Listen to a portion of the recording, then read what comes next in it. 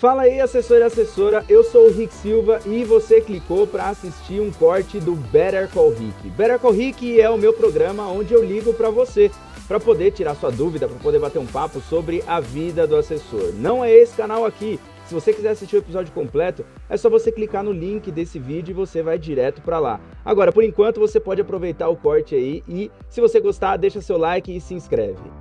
Bom, maravilha. Já me apresentou aí, sou Vinícius, né? Eu tenho 32 anos, eu estou nessa vida de assessor aí tem um ano aproximadamente. Eu trabalhei numa grande instituição financeira aí no Itaú durante quase 13 anos. Né? Só que eu trabalhei sempre no varejo e em um determinado momento eu parti ali para atender clientes Uniclass. Então, assim, o que eu consegui extrair de clientes eu levei para onde eu estou hoje, né? Mas tomei essa decisão porque eu já não via muito espaço ali no banco para crescimento, mas sempre estou em área comercial, sempre tive desejo de crescer e trabalhar mesmo na parte de investimento, área financeira, então sempre foi o meu sonho mesmo. Uhum. Show de bola. Quanto que você atendia de base lá no banco? Dependia muito da localização da agência, né? Mas, enfim, na média era de 500 a 1.000 clientes. Depende muito da localização da agência. Né? E o passivo lá, quanto que era? O passivo, assim, entendendo que é base hoje que a gente atende como assessor, mas qual que era o passivo lá? Que era assim, né? Dentro de tudo que a gente atendia, né?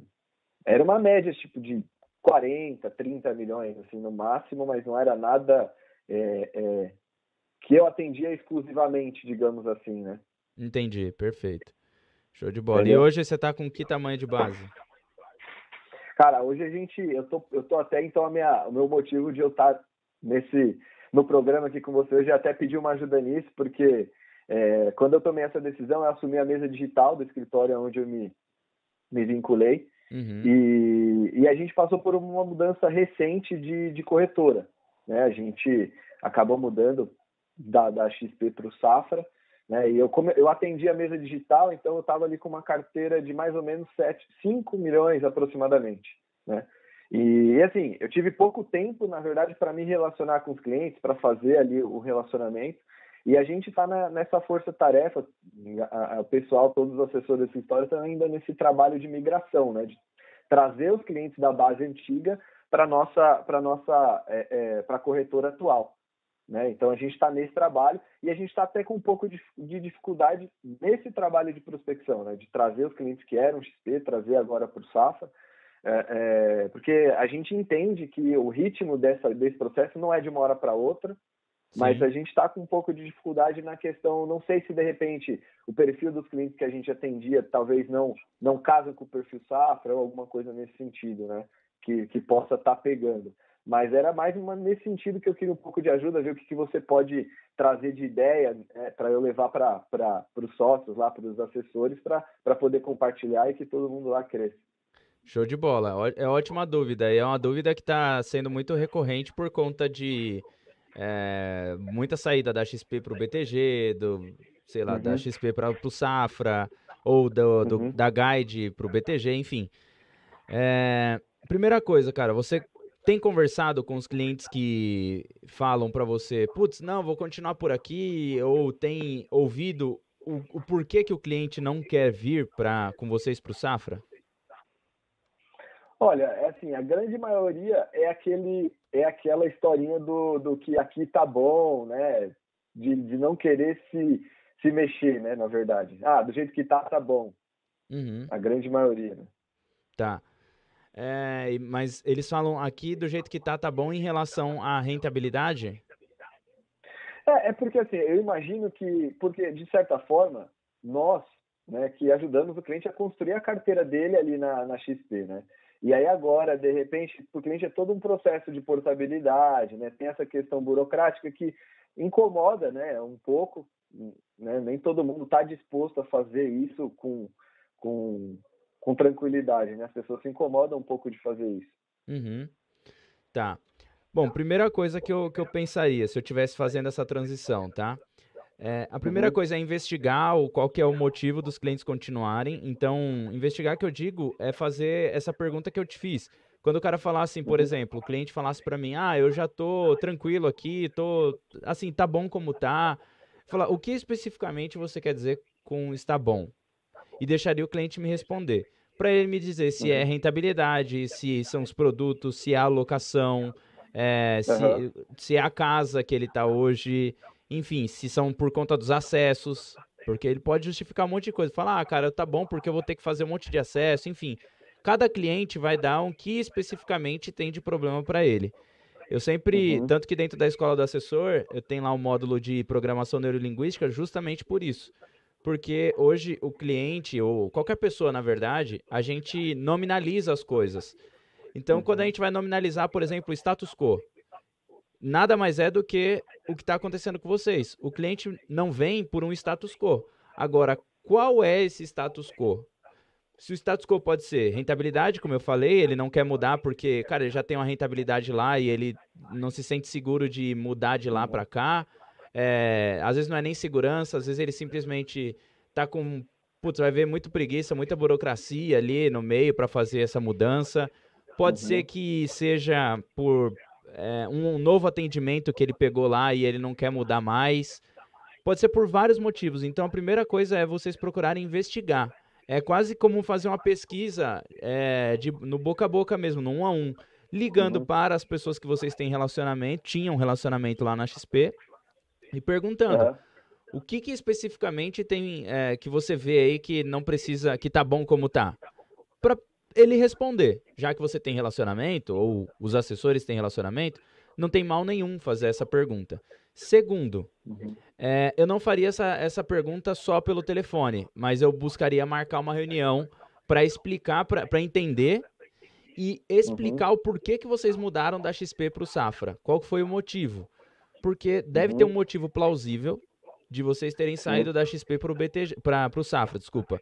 E aí vocês vão ter os motivos de vocês, dizer, olha, nós saímos da XP hoje porque no Safra a gente vai conseguir atender melhor por esse motivo, esse motivo, esse motivo, que bate de frente com o que você está falando hoje. Por exemplo, vamos supor que ele fale que é taxa.